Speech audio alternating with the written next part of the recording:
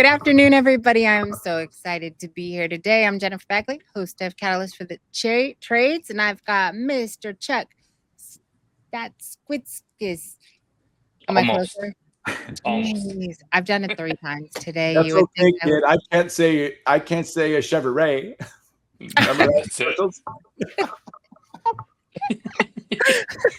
We have a bet, Darren. She'll get it by episode 50. This is episode 23, so she got a few more to go. She got time. Chuck is currently taking a poll. There's a pot. I believe there's some money in it if you want to get it. The over-under? The over-under. Oh my goodness, we're so happy, you guys, to be here with you today.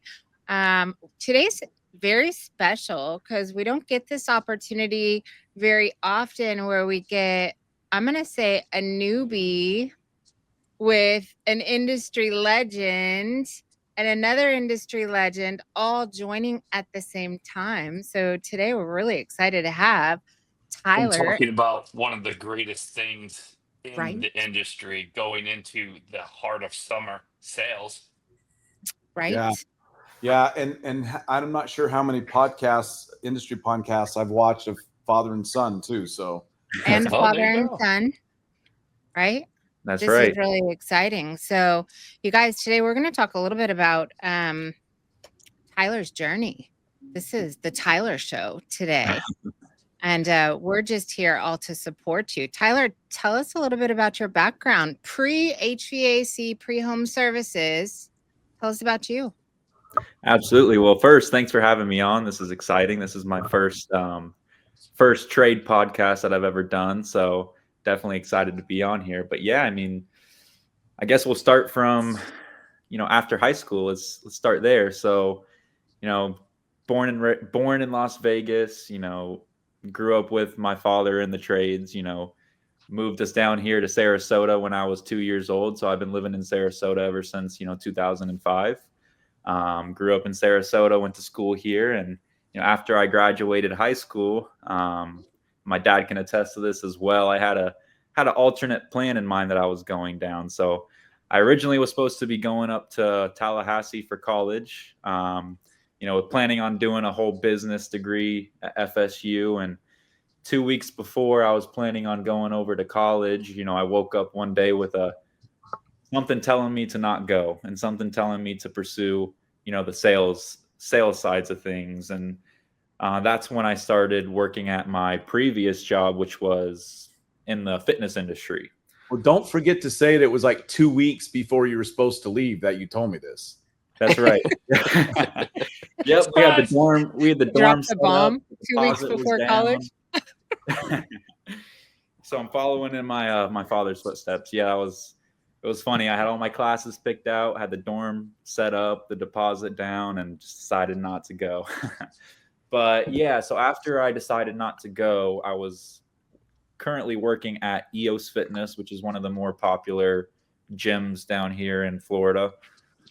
Just as like a front desk worker, kind of like a summer job thing that I was doing. And, I had an opportunity to go into the sales role there, which was, selling memberships and personal training and all of those types of things. And started to really like it, started to really succeed at it and, outshine my peers and really just loved it. I really loved interacting with people, helping people. One of the biggest, things that satisfied me with that job was being the staple of being able to change someone's, lifestyle as far as their fitness health goes. Mhm. So I worked my way up through the ranks pretty quickly there. I went from, in just a year time, I went from just like a front desk worker all the way up to a general manager. So that relocated me up to Tampa for a year, and I worked as a general manager there for a year. One general manager of the year for the whole company and everything like that. And then a couple months after, I get a phone call from my dad.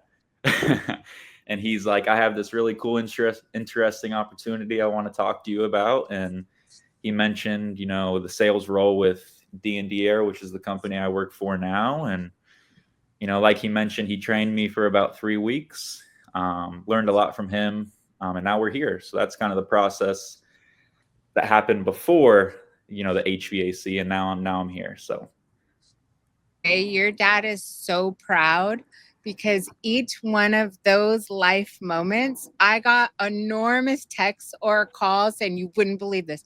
Tyler just hit top salesperson for this year. I got every one of those moments. Your dad brags to the people he loves.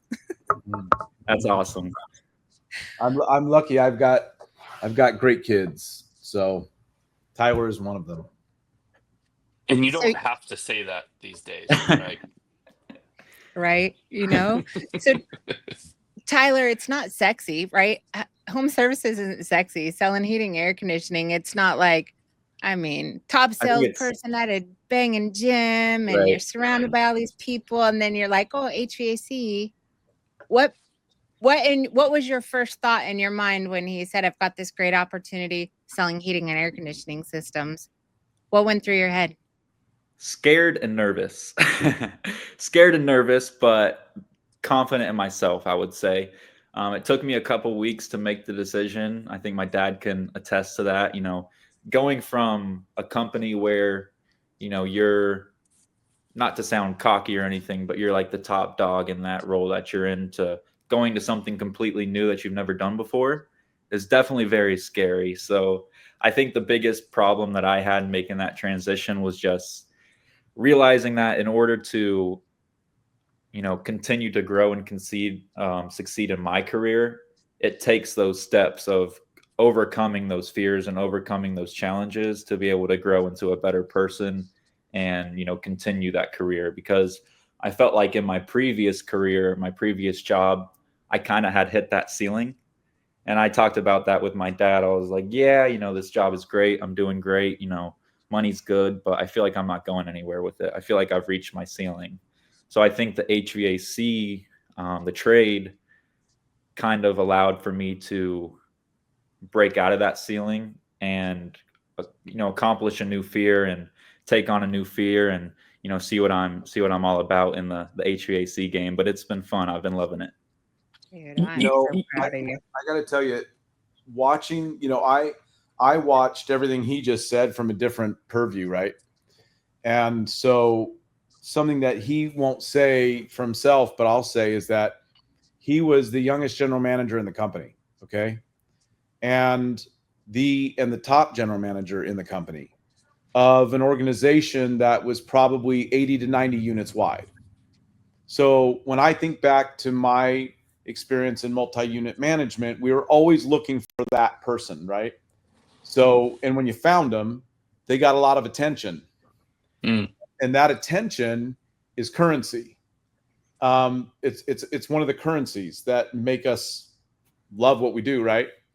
So he was making six figures at 21, okay? And was going to walk away from that. He's going to walk away from that to a straight commission position with absolutely no safety net. Okay. And the only promise that he had was I would transfer everything I know to him. He was going to have to do it himself. I didn't go on and sell any. Nobody sold Tyler's jobs. Tyler sold his own jobs. And Tyler, but my point is, so to watch somebody be willing to make that kind of a choice and step away from something that was so sure, you know, and into something obscure, right? Like, let's face it, it's nice when people know and pay attention to the accomplishments that we make. I said, it's currency, you know? But Tyler's always been an old soul. And so, you know, it didn't surprise me that he found it in him to make that change. You know, I love when young guys get into this because it brings me back to when I got into it, Tyler. And good on you, my friend, right? Like, there's one thing in life and there is no certainties, right? You go out and you create your own life. Okay. You know, just like if the economy's bad, it's bad for one person, doesn't have to be bad for you. You can create your own economy. Right. So, you know, good for you for thinking and taking the leap of faith and like, you know, just by being on this, you're speaking to younger people too, right? And share this with those people that are thinking like, okay, I don't have to go to college, right? I think I know that we have gotten away from where the younger generation, all of them are saying, I got to go to college. I got to go to college. It's like now 50-50 or But maybe there's still even a lot of less. prestige in it, Chuck. There's Yeah, still a lot of prestige in it, right? Look, Darren, you want to go to college? I think the only reason you go to college is so you can make the networking connections that you can create business networking in the future, right? Like that's realistically what most people go to college is for. You know, and especially these prestigious ones. But you got to think about this too, Tyler. Jen said it's not sexy. Shit, it is sexy as can be. Think about this. Think about this, right? No, hold on a second. Think about this. All right, bring it. The top sales guys or sales guys in general in the HVAC industry, it's like the top pitchers in baseball or the top quarterback in the NFL. Literally, like you were working for a great company, you had great success, you were doing something that you love, changing people's lives, right? But how many of those companies were out there, and how many, if you left that position and that company failed, how could you pick up and get 10 of those positions somewhere else? No. Let's put it this way. With heating and air conditioning, wherever you're at right now, let's say tomorrow that company doesn't exist.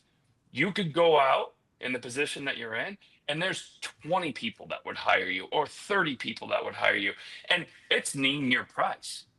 You know, I used to take guys and their wife out to dinner just to have conversations. I would talk to sales guys for 2 years straight before they would come over to my company. It's literally like that. Like, so you put yourself into such a remarkable position, and I'm sure you know it because Darren's probably educated you on it.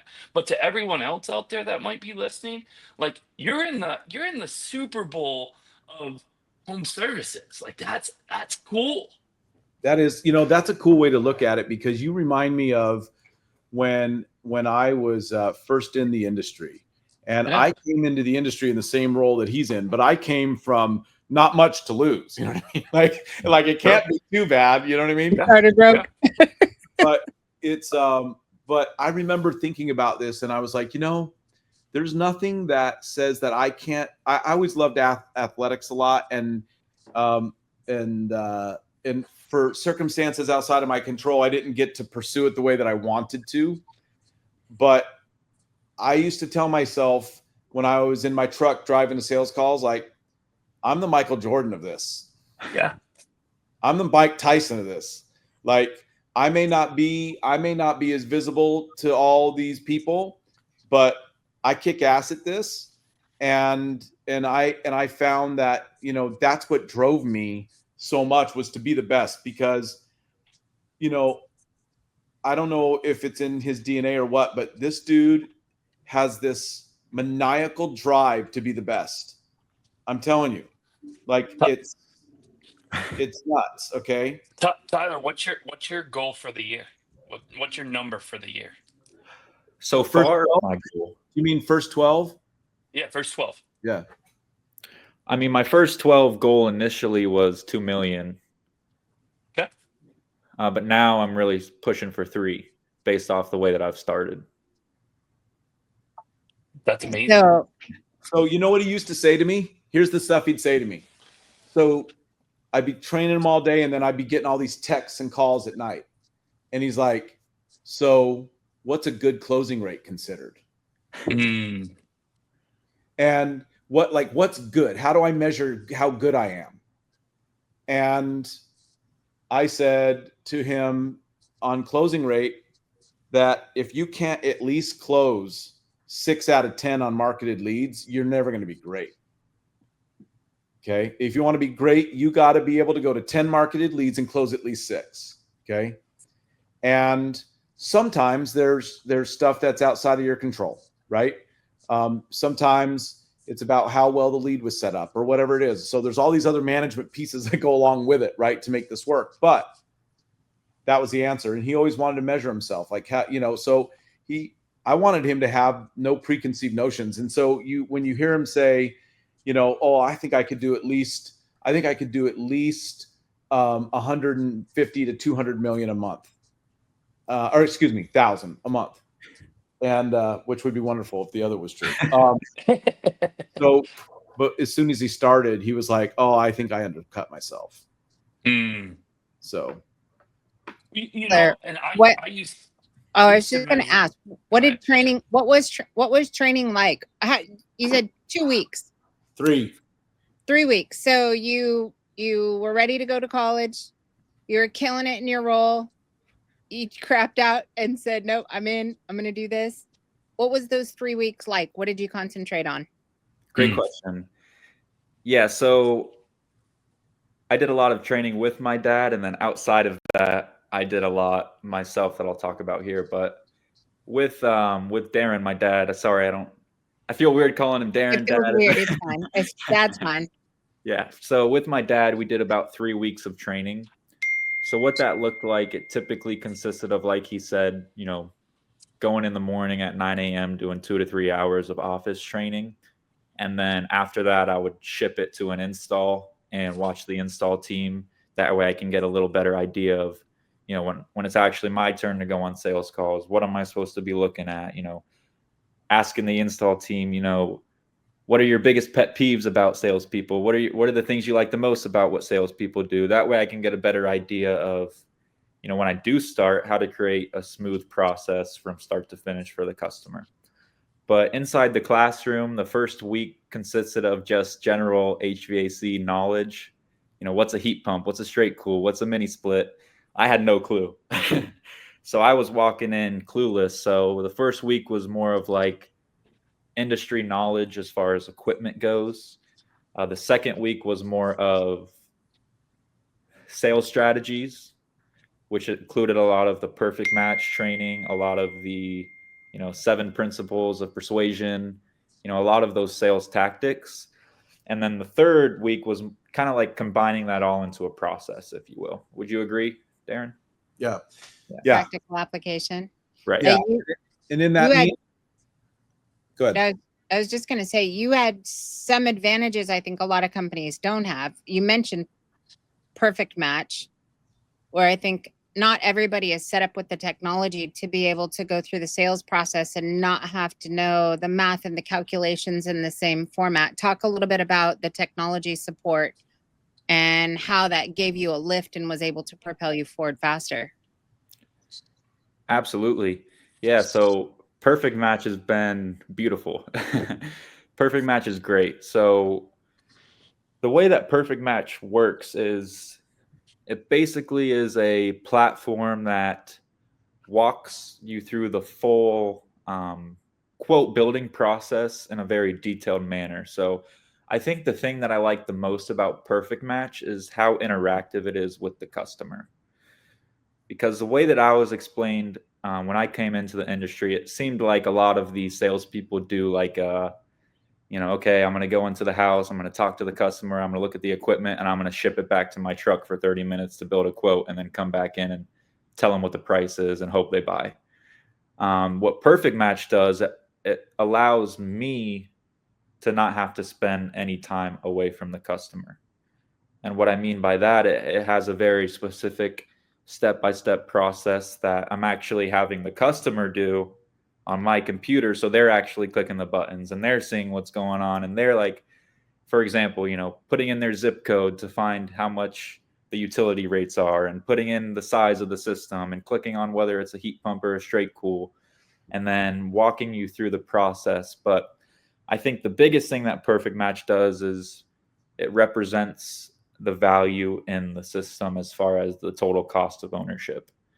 And I think that's the biggest thing that sets it apart, because, going into an average, homeowner, they're not going to know, the utility rates, the SEER ratings, all of this stuff. So being able to condense that into a platform to where it's actually creating a system to where I'm able to show the customer not only what the hardware price is, but what the price is going to cost over the course of the next 12 years of when they have that system, allows me to not only create a clearer image of what that value is, but also it drives my average ticket up, because when we're presenting these variable speed systems and these inverters and these high efficiency systems, you know, HVAC is one of the only things where when you get the best piece of equipment, it actually costs you the less, right? So that's one of the biggest things that I think helps me using the perfect match, is being able to show, you know, what's going to be the lowest cost of ownership,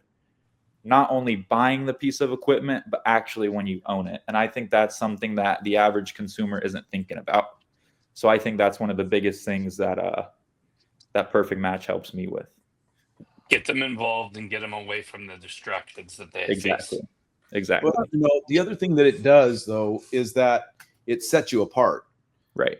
Because let's face it, when you're, it's a much more skilled sales approach when you're marketing for a market, when you're running a marketed lead.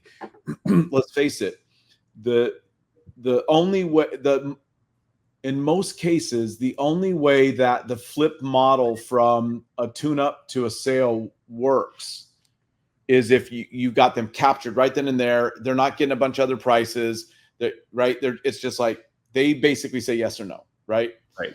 And when you're running marketed leads, the most common thing that happens is that they are comparing you to others. And I don't like the word shopping, because shopping is what it's just a dumb word.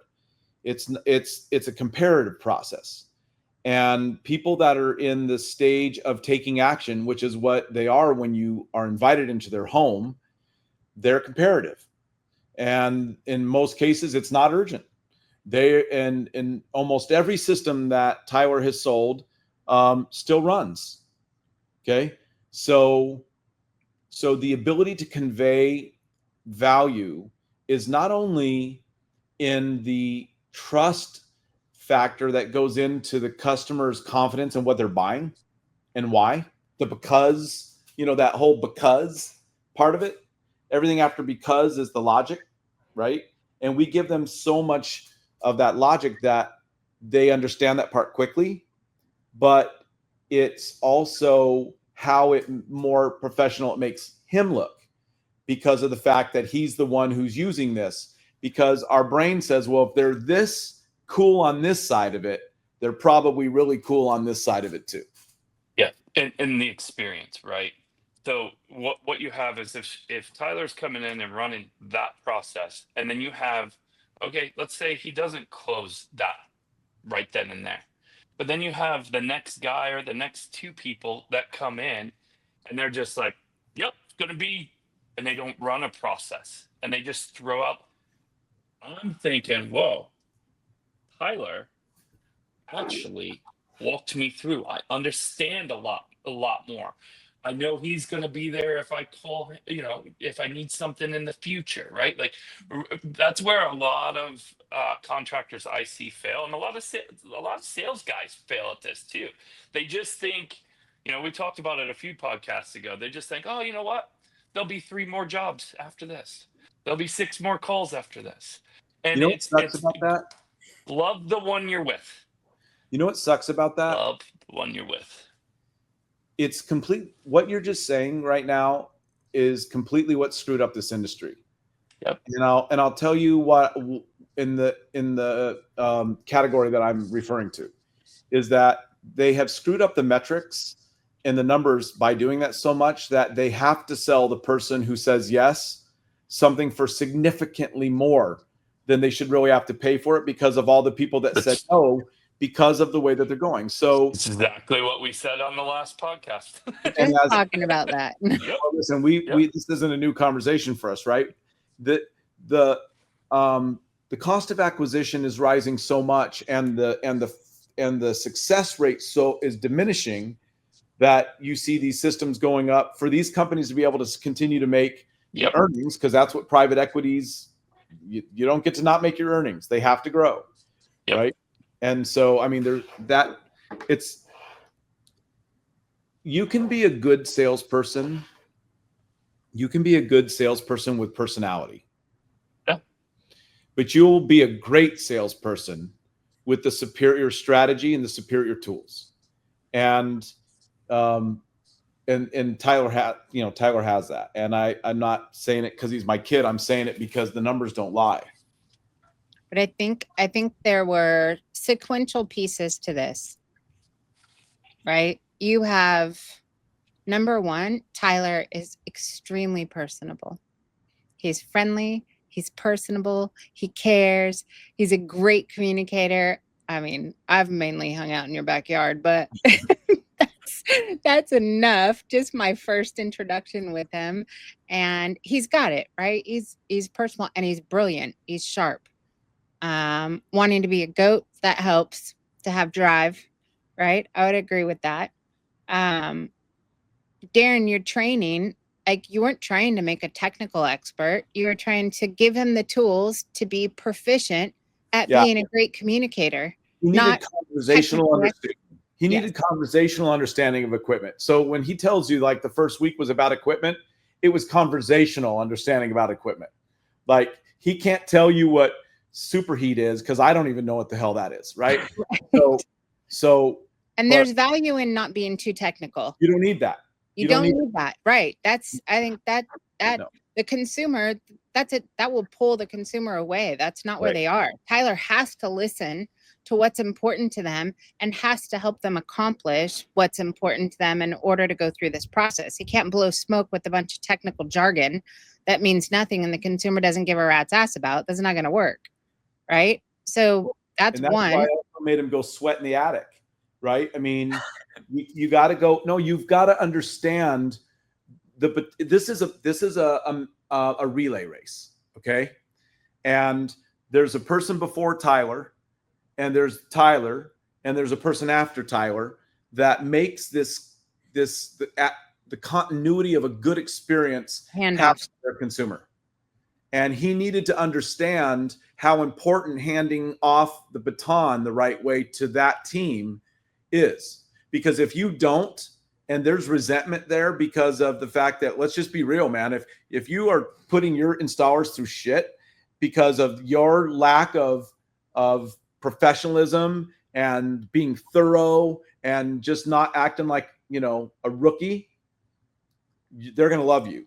Right. But if you put them through that, they're not. And it will come through, when they're with the customer. When they're with the customer, they're happy they're doing Tyler's jobs. They're going, man, he did everything he was supposed to do so that we knew what we were supposed to do. Right. And that level of professionalism is something that is what makes the difference between good and great. Yeah. My comfort advisors, I made them, suggested them to them. I didn't make them. I suggested to them that they go and buy their installers lunch, and they, visit their jobs while they're doing them, all this and that. You weren't going to just come in and be a comfort advisor and not have the respect of the guys in the trenches, right? And that's important. Like, I love that.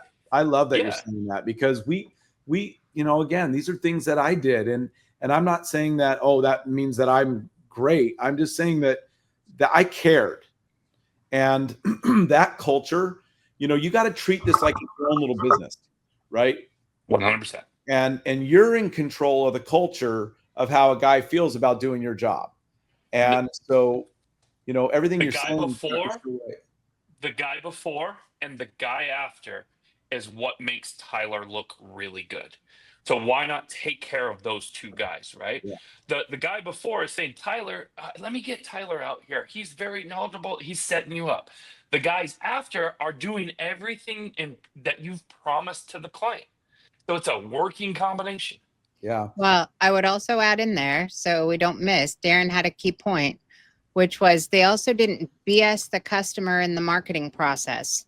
100%. They're marketing to a customer to replace or upgrade their system out of the gate, not just trying to go in and get them in for a tune-up only to flip them, but they're actually letting the client know this is what I'm here for, and then delivering on that, which has got to make your job a lot easier.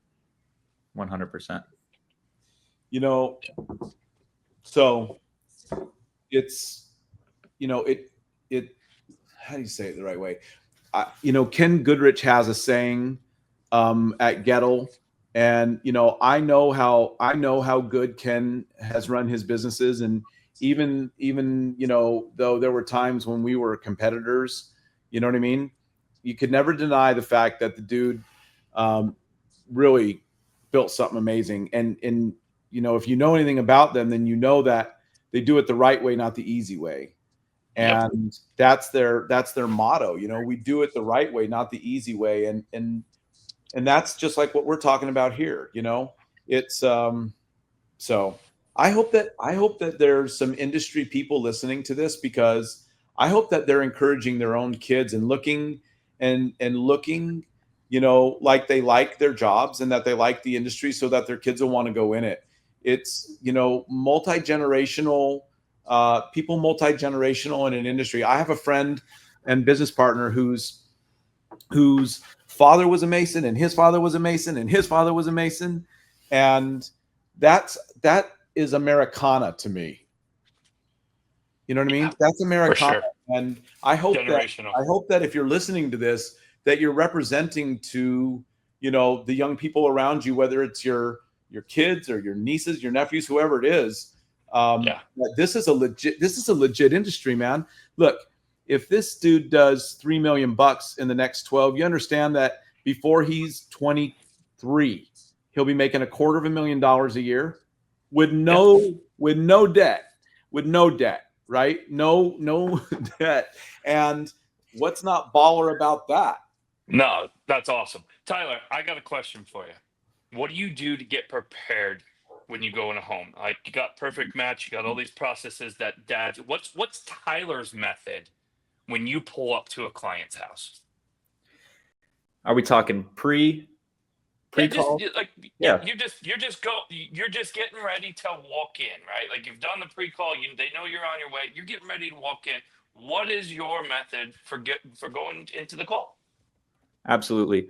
Well, I'll back up one step. One thing that I started to do that my dad told me not to do was pre-qualify the leads. So I do think there's benefit in listening to the call, but I don't think that there's benefit in deciphering the call and making qualifications because of that. Perfect. For example, you'll have the calls that are like, hey, I'm just in the market to see, what the prices look like. I'm shopping around, whatever the case may be. Because if you go into a call with a bad mindset of I'm not going to close this, or this is a bad call, you're never going to close it.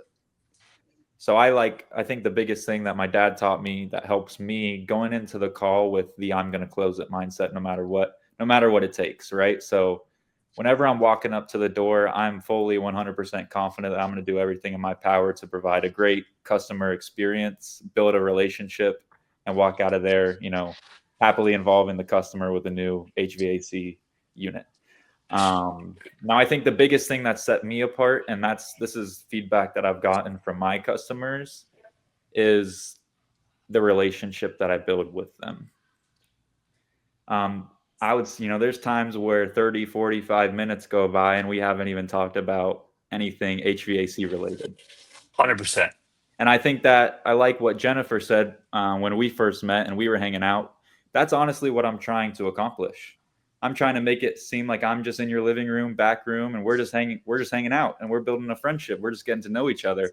And then, the side product of that is you're getting an air conditioner from me. So shifting the mindset from I'm going in there to get a sale versus I'm going in there to build a relationship, the sale comes after that. So I think that's 100%. The thing that's helped me. Yeah. And along the lines of that, like, what are you listening to? I mean, obviously you got your dad is great, but what are you listening to? Are you listening to any podcasts? Are there any other mentors out there besides your dad? Absolutely. The amount of podcasts, I feel like I have no more to watch. The amount of podcasts that I've watched. I can't remember who said it, but I think, the amount of time that you spend behind a windshield, if you were to spend that time informing and educating yourself, in like 2 years, you could have a master's degree or something crazy like that. So I've lived by that motto, and I watch, some of the big ones that I've watched that my dad pointed me out to are, Jason Walker, Weldon Long, I've even watched some of the Catalyst podcasts. So Jason will be on tomorrow, so make sure Oh, you really? catch that episode. Yep. Really? Well, I'll have to Yep. tune into that. That's one of my goals, is to get on his podcast. So I'm going to do that next. But yeah, I think I'm not a big music person when I'm working. So when I'm driving, I don't know if you know this, but I drive an hour to 2 hours to work every day because I still live up in Tampa and I haven't relocated down to Sarasota. So I have a lot of windshield time. So I spend it on a lot of podcasts, YouTube videos, everything like that. Love it. It's kind of cool when you get to have, friends in the industry that are high producing and have, very long track records of success. And so I know Weldon Long real well, and I know Jason Walker real well. And so I started a text chain between me and Ty and Weldon and Jason, because I wanted to make sure that Tyler was exposed to more than just my viewpoint. Now, I did tell him that if anything he hears is contrary to what I said, you bring it to me, because that's bullshit. Okay. I did say that, didn't I? You did. He's not lying. I said, you can watch all the training you want unless it contradicts anything I've told you. Okay. But the reason that I wanted him to be involved with Weldon and Jason is because what they teach and what I teach are in alignment.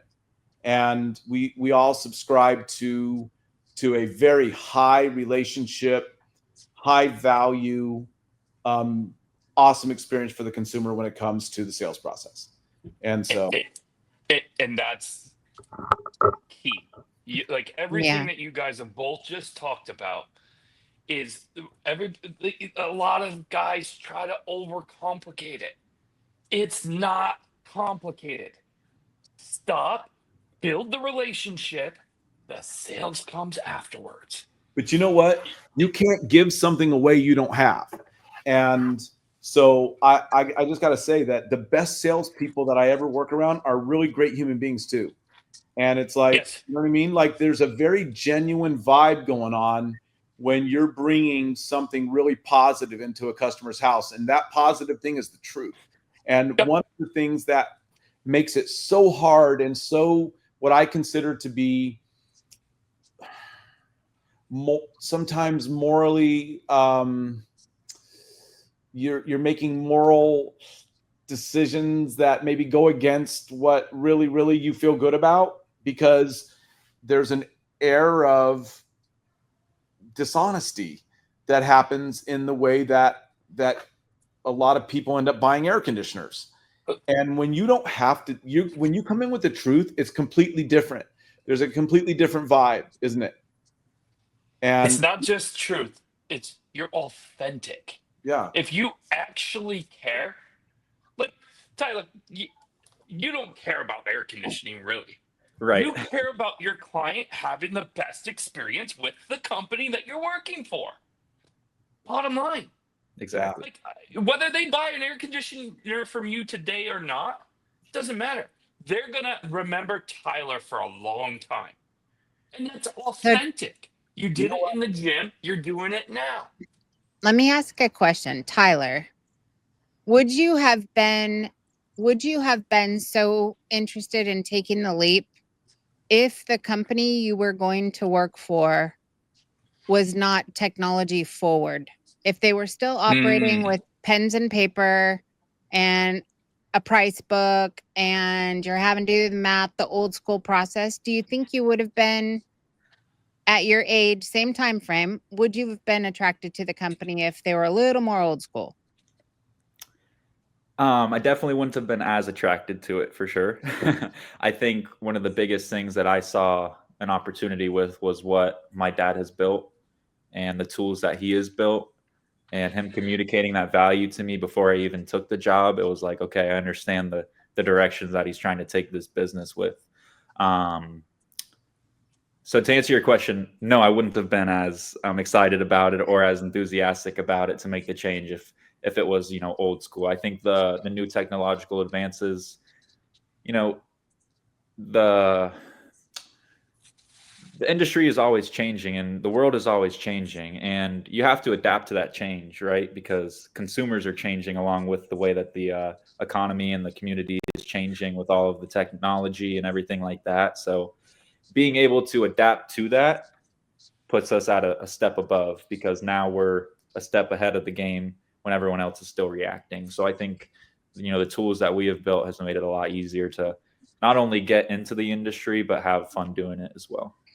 That's what, Darren, when you were mentioning that you're hoping that this becomes generational, I wanted to highlight that because as much discussion around how difficult it is to recruit, how difficult it is to get somebody up and running that's a performer, Yeah. I don't think that's necessarily true.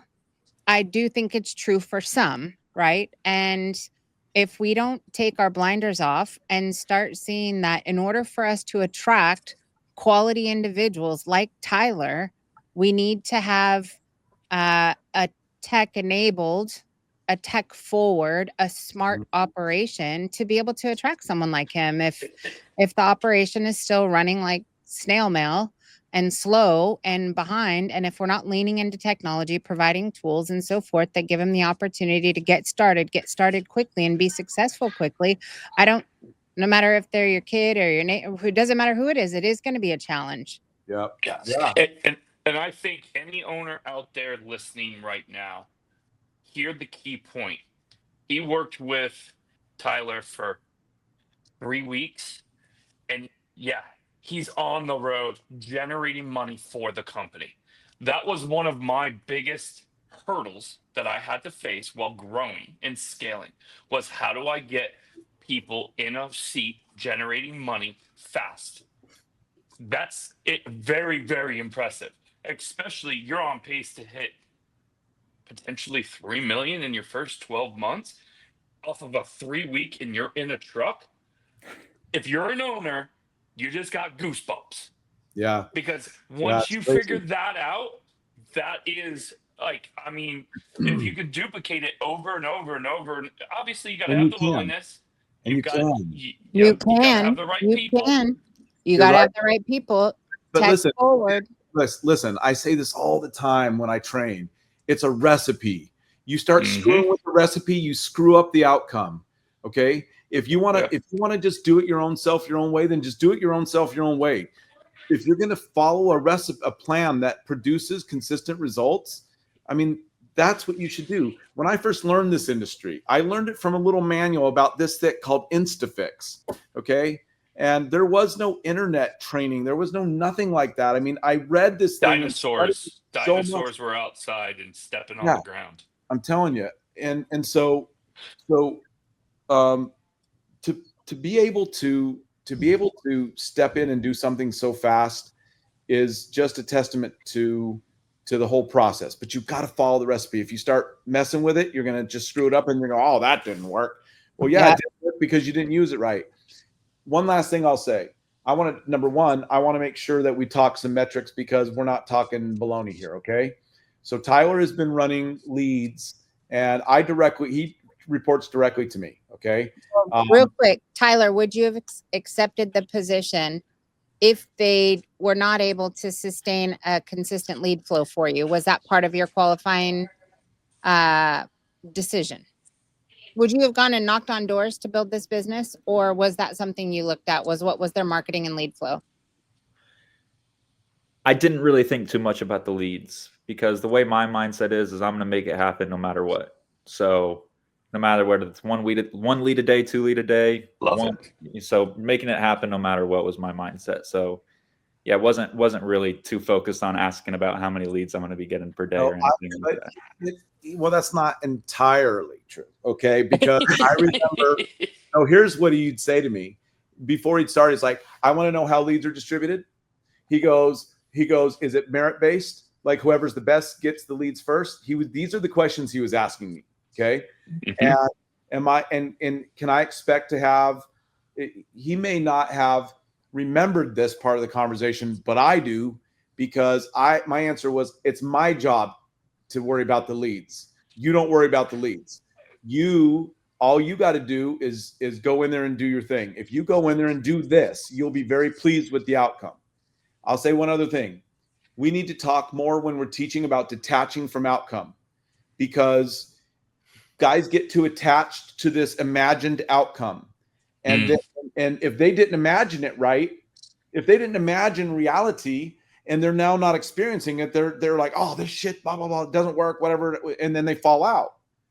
If you just do the right thing and you get good soil and you make sure it's ready, and you get a good seed and you plant it, and you make sure that it's watered the right way, and you keep the bugs away and blah, blah, blah, blah, blah. And you're going to get a guaranteed outcome.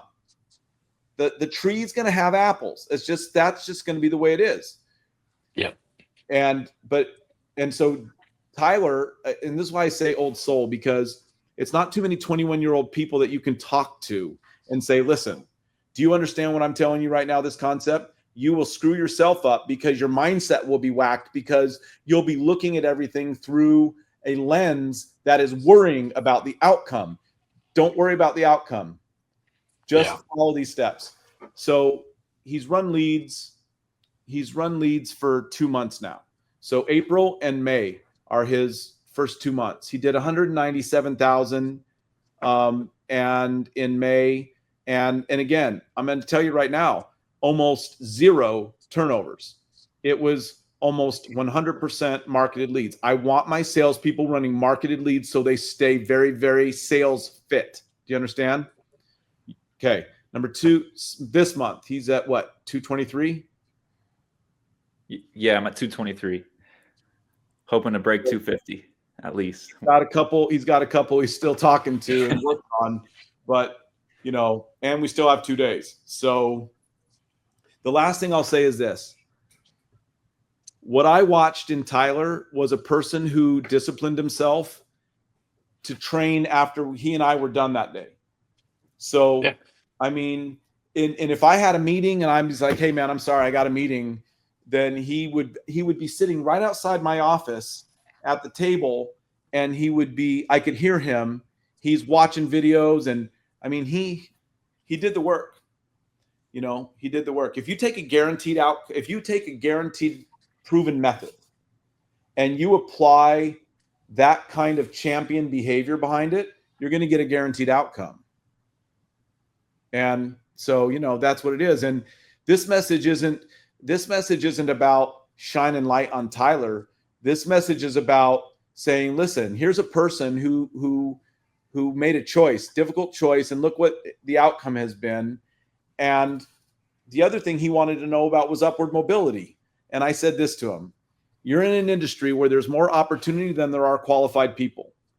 So, 100%. That's exactly what Chuck was saying. Chuck was like, look, man, you can go anywhere with this, but Ty wants to explore those boundaries. And so I said, you have my absolute guarantee that as you continue to evidence that you can apply yourself in those same ways in other areas of responsibility inside this business, where you make your money is in the roles in which you duplicate yourself.